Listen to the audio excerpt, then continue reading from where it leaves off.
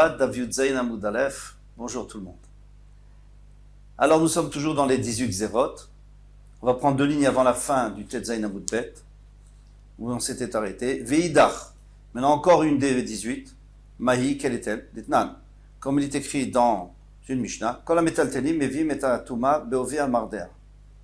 Tous les metaltelim, c'est-à-dire tout genre d'objets qu'on pourrait déplacer et qui seraient maïl sur la Touma, eh bien, à partir du moment où ils sont épais comme le bâton avec lequel on dirige les animaux pour la charrue, eh bien, ils vont devenir tamés. Alors on explique. Si, par exemple, il y a une planche de bois qui fait un téphar, au moins un téphar, ou plus, et elle est dans une extrémité sur un kéver, sur une tombe, et l'autre extrémité sur une personne ou sur sans toucher, ou des ustensiles. Eh bien, on considère que la Touma monte et elle redescend sur eux, c'est Oel. C'est la Touma de Oel.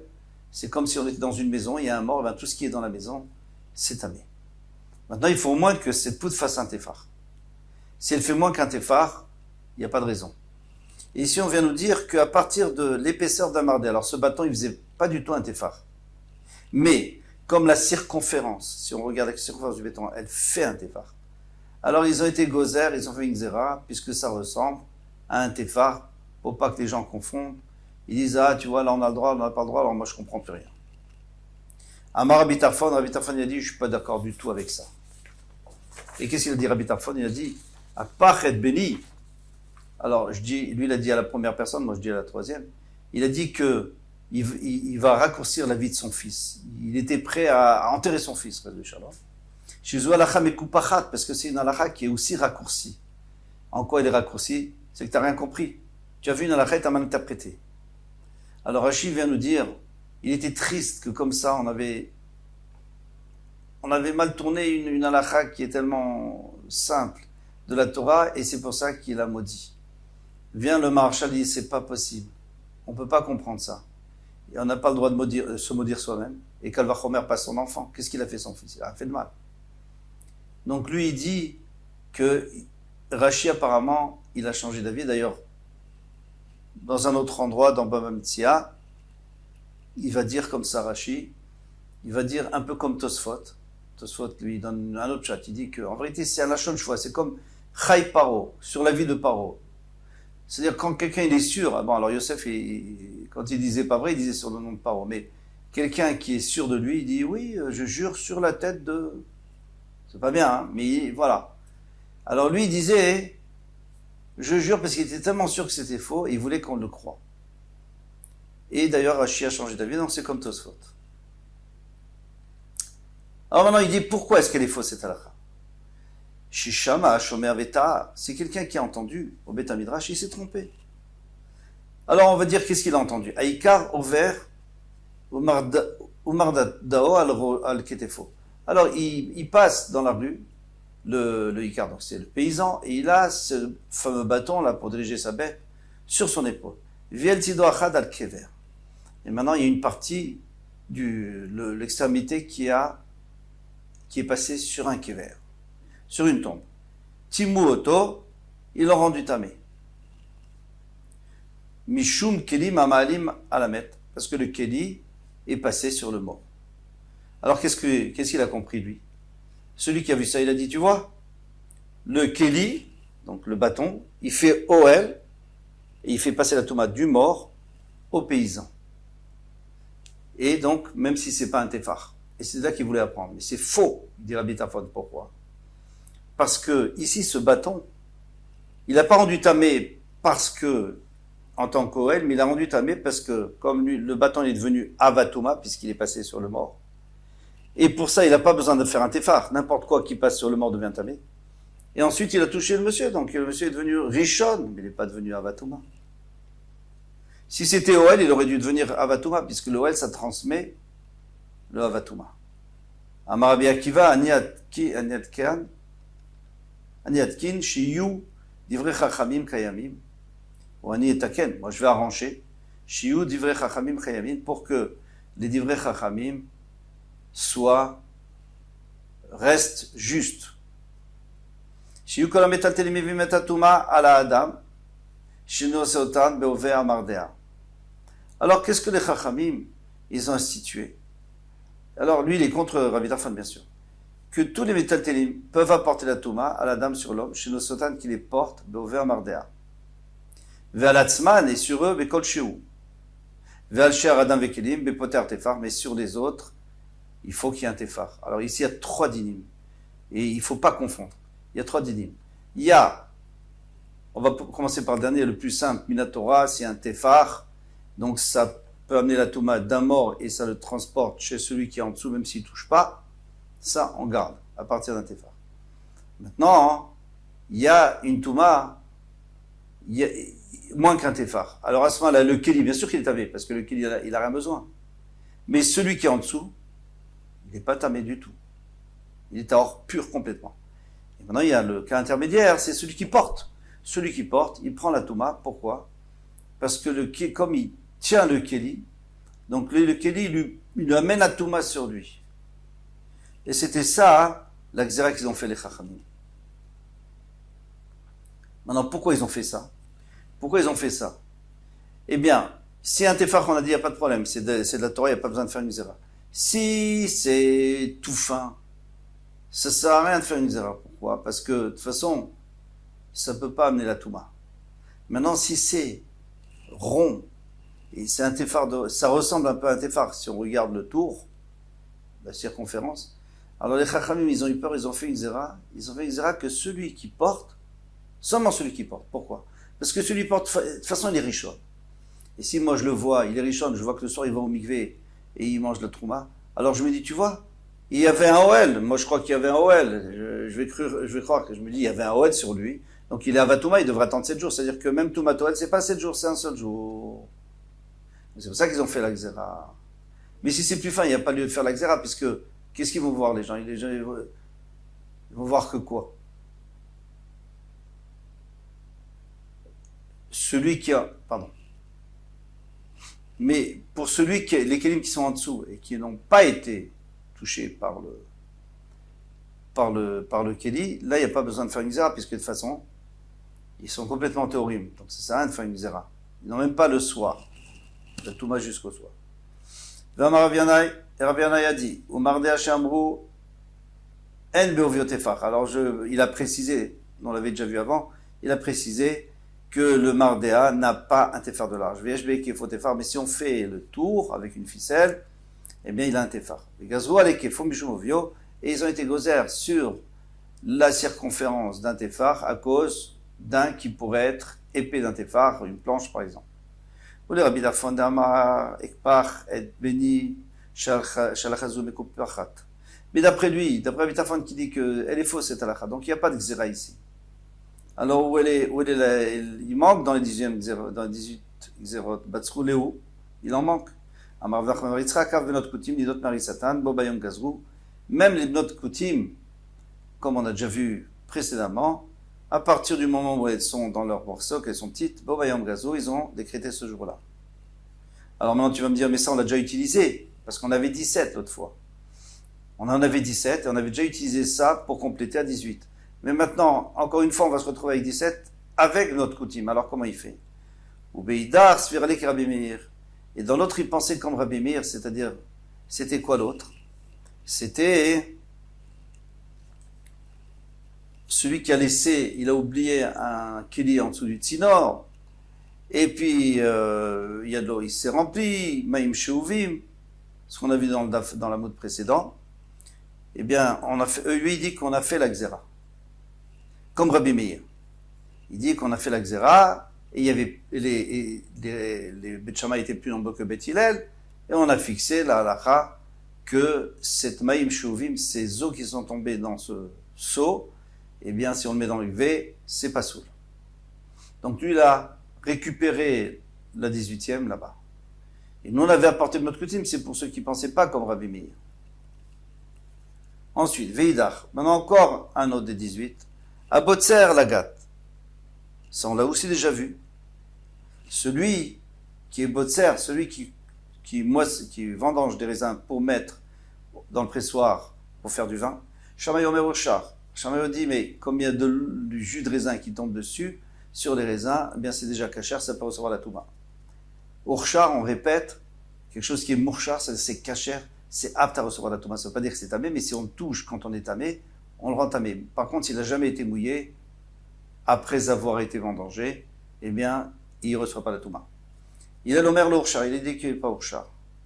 Amarlé, il est les shamaï, il est la dia shamaï, il n'est pas botskim betahara, ven moskim betahara. Il dit, il y a une contradiction dans ce que tu dis. Toi, tu dis que quand on vendange, eh bien, le jus de raisin, il faut qu'on soit betahara, parce que sinon on est tamé, c'est fini, on va rendre tout tamé, parce que c'est mourcha. Alors pourquoi pas pour les olives, quand tu cueilles des olives, c'est la même chose, tu mets des olives, il y a du poids, il y a un peu de jus qui sort, ce jus, c'est l'huile. Et l'huile, c'est marchir, ça fait partie des 7 liquides qui rendent aptes à recevoir la touma. Amarlé, alors, c'était une longue discussion. Shammai, il a dit, im takniteni, si tu continues à me taquiner maintenant, eh bien, gozrani touma afalamesika, d'accord, je veux dire aussi que les olives, ce sera tamé. Ici, il faut comprendre, parce que, qu'est-ce qu'il lui dit? Il dit, je vais faire, alors pourquoi tu n'as pas fait jusqu'à maintenant? L'huile, c'est sûr que c'est marchir. Alors pourquoi tu n'as pas fait jusqu'à maintenant? Juste parce que je t'embête, tu fais faire. Et avant, tu ne faisais pas. Eh bien, le Khatam Sofer, il dit une super, très très belle réponse. Il dit comme ça. Il dit en réalité, on n'a pas besoin de faire pour les olives. Pourquoi? Parce que le jus qui sort des olives, c'est pas de l'huile. L'huile, il faut beaucoup plus pour faire sortir de l'huile. Il faut ou mettre au pressoir ou alors laisser un certain temps macérer dans une boîte avec une poutre dessus pour écraser. Là, il n'y a pas d'huile, il y a un peu d'humidité. Ça s'appelle pas de l'huile. Donc, ça rend pas kasher. Donc, Shammai, il dit, c'est pas la peine, j'ai jamais voulu faire. Maintenant, il dit si. Alors, Betty lui dit oui, mais les gens ils vont se tromper entre le raisin et l'olive. Alors, il dit, alors, tu veux? D'accord, on va faire aussi sur l'olive. Mais on va pas enlever le raisin. Natsuchire Betamidrash. Ils ont planté une épée dans le Beth Midrash. En brou, ils ont dit Anichnas Kanes, celui qui rentre, eh bien, il peut rentrer au Beth Midrash. Celui qui veut sortir, il ne peut pas sortir. Veoto Ayom, et ce jour-là, eh bien, Hillel Kafouf Yoshev Lifnei Shammai, Kechad Min Talmidim.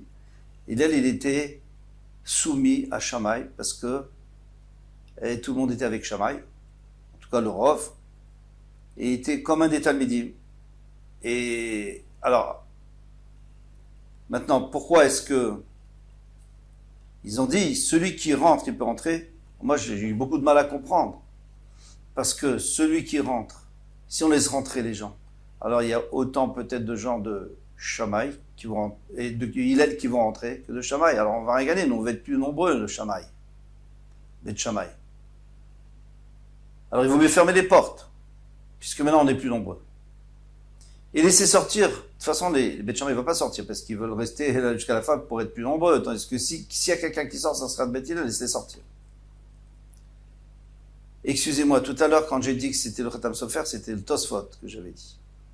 Mais maintenant c'est vraiment le Khatam Sofer. Le Khatam Sofer il dit comme ça. Et ce pshat, vraiment sans lui, moi impossible de comprendre. En tout cas, j'ai pas d'autre pshat. Il dit que quand on dit Beth Shammai était plus nombreux, c'est parce qu'il y avait, normalement, toujours Beth Hillel était plus nombreux, parce qu'il avait beaucoup plus de Talmidim. Mais ici, ce jour-là, il y avait des Talmidim d'Hillel qui étaient passés de l'autre côté. Ils étaient passés chez Shammai. Pourquoi? Parce qu'ils voulaient aussi ces xérotes. Ils appréciaient ces xérotes. Et alors, on les appelle plus Beth Hillel, en tout cas pas pour la journée, on les appelle maintenant Beth Shammai, puisqu'ils sont avec Shammai. Alors, là, on a beaucoup plus de Beth Shammai que de Beth Hillel. Si il y en a qui veulent rentrer, ben qui rentrent, il n'y a pas de problème. De toute façon, on est plus nombreux. Mais maintenant, s'il y en a qui sortent, qu'est-ce qui va sortir? C'est les amis de Beth Hillel. Pourquoi? Ils vont tous sortir, et comme ça, on ne pourra plus voter. Qu'est-ce qu'on va faire? On va voter quoi? Et s'il n'y a personne qui vote, on peut pas, il n'y a pas d'urne. Alors, ils les ont empêchés de sortir. Comme ça, on comprend très bien l'histoire. Et puis après, il y a écrit que comme Hillel, il était vraiment soumis à Shammai, c'était triste. Pourquoi? Parce que Hillel, c'était un assis. C'était le prince. Et là, maintenant, il s'est fait écraser, entre guillemets. Mais il a caché les Israël qui ont chassé Boa Egel. Et c'était dur pour Israël, comme le jour où il y a eu le Egel. Pourquoi? Parce que le Egel, qu'est-ce qu'il y avait dans le Egel? Alors, on nous dit encore une fois le Khatam Sofer. Dans le Egel, il y avait Moshe Rabbeinu qui était parti. Il était très anav, Moshe Rabbeinu. Les bénis d'Israël, ils ont profité et ils ont dit on va faire le Egel. Donc déjà, ils ont un peu bafoué l'autorité de Moshe Rabbeinu. Maintenant, Aaron HaKohen vient, Chour, donc le fils de Myriam arrive, il le tue. Aaron HaKohen, il sent qu'ils vont le tuer aussi. Donc maintenant, on se retrouve avec des grands tzadikim qui sont soumis au Bnei Israël. Exactement la même chose ici. Tu as Hillel, il est soumis parce qu'il est un ave, parce qu'il ne réagit pas, et bien il est soumis au Bet Shammai. Vegazur Shammai ve Hillel, velo kil bemenayu. Alors on a dit que Shammai et Hillel, ils avaient été d'accord, mais on n'avait pas accepté. Tout el mudayu, Gazur ve kil bemenayu. Et les Ktamim sont venus, et ils ont décrété, et on a accepté. Maïtama. Quelle est la raison? Amar Zeiri, Amar Afradina, Gzera Shema Yivatzerenu Bekupot Meot. Il dit, si je te laisse maintenant, moi, vendanger des raisins dans des paniers, un jour tu vas prendre des boîtes qui sont Meot, et alors, qu'est-ce qui va se passer? Eh bien, tu vas rendre tout tamé. Anichal et Mandamar Kelitame Choshev Mashkin. Ça va bien si tu dis qu'un kélitamé peut rendre du liquide mashkin. Mashkin, ça veut dire qu'il puisse être marchir, qui peut se rendre apte les raisins à être tamés. Shapir, donc ça va bien. Et l'animal d'amar en kélitamé choshe mashkin. Et d'après celui qui dit que quand tu as dans un kélitamé, tu as du liquide, ce liquide, ça ne s'appelle pas des machines. Pourquoi? Parce que de toute façon, ça va à la poubelle. Donc, à ce moment-là, ça ne peut pas rendre tamer les raisins. Alors, pourquoi, de quoi tu as peur? Maïka lemema. Que peut-on dire? Et la marzeiri, amara franina, gzera shema yivtserenu, et kupot mezufafot. Nous, on a peur que lui, il vendange dans des boîtes qui sont enduits au goudron, c'est-à-dire totalement hermétiques. Alors là, tu peux plus dire que de toute façon, tu n'en as pas besoin, elles sont théorotes, et elles ne sont pas percées, donc tu peux pas dire ni que ça va être perdu, ni que ça va être tamé, parce que les coupotes ne sont pas tméotes. Alors à cause de ça, on a fait la xéra. Ravama xéra, Mishum Anoshrod. Rava dit non, il y a une autre raison, c'est parce que quand tu as des grappes de raisin qui sont collées entre elles, tu les arraches, tu sais très bien qu'il y a du jus qui va tomber. Alors tu me dis, non, tu n'es peut-être pas intéressé, mais si tu le fais biadaïm, quand on a dit que quand on n'est pas intéressé, ça ne s'appelle pas du liquide, ça c'est quand on ne l'a pas fait nous-mêmes, mais si nous-mêmes on l'a fait, alors c'est sûr c'est du liquide. Donc à cause de ça, on a dit c'est toujours tamé, parce qu'on ne sait pas s'il a fait exprès, il n'a pas fait exprès. Parfois quelqu'un pourrait aller à sa ville, pour savoir si les raisins sont prêts à être vendangés, c'est-à-dire que le jus il sort facilement. Ou pas, Venotel Eshkol, un avim, il prend une grappe, les sortos, pour le presser. Au Mizalef, Al-Gabé Anavim, et ça coule sur les autres raisins. Et là, il le fait exprès, il veut vraiment voir si ça sort. Et au moment où tu les vendanges, parce qu'on a dit avant que ça soit vendangé, il n'y a pas de problème. Si c'est mouillé, il pleut, c'est pas grave. Mais à partir du moment où on va les vendanger et que c'est encore mouillé, parce que s'il voit que c'est prêt à être vendangé, il va les vendanger tout de suite. Donc c'est encore mouillé. Et c'est Mekabel Touma. Alors, là, c'est Midoraita. Et les Chachamim, ils ont fait une zera pour pas en arriver là. Voilà, Baruch Hashem. À bientôt, Bezrat Hashem.